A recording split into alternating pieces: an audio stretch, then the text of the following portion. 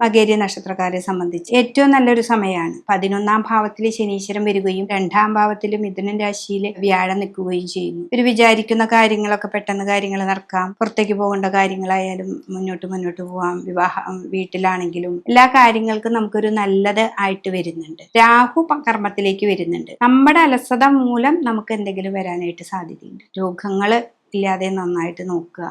നമ്മുടെ അലസതയും മറ്റുള്ള ഭാവങ്ങളൊക്കെ നമ്മളൊന്ന് മാറ്റിയിട്ട് മുന്നിലേക്ക് പോവുക. കുടുംബത്തില് പ്രായമായ ആൾക്കാരൊക്കെ ഉണ്ടെങ്കിൽ അവരൊന്നും നന്നായിട്ട് കെയർ ചെയ്യുക. കേതുവിന് നവഗ്രഹങ്ങളുടെ അമ്പലത്തിൽ പോയിട്ട് പട്ട് പൂജ അങ്ങനത്തേക്ക് കൊടുക്കുക. അത് എടവക്കൂറിലുള്ളവര്.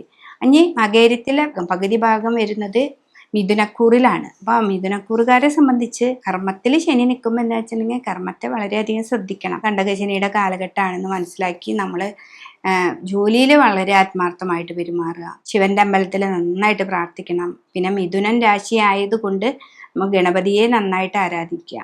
പിന്നെ ഹനുമാനെ നമുക്ക് വെറ്റിലമാല സമർപ്പിക്കുക. ഇതൊക്കെ മാസത്തിൽ ഒരു പ്രാവശ്യം വെച്ച് ചെയ്താൽ മതി.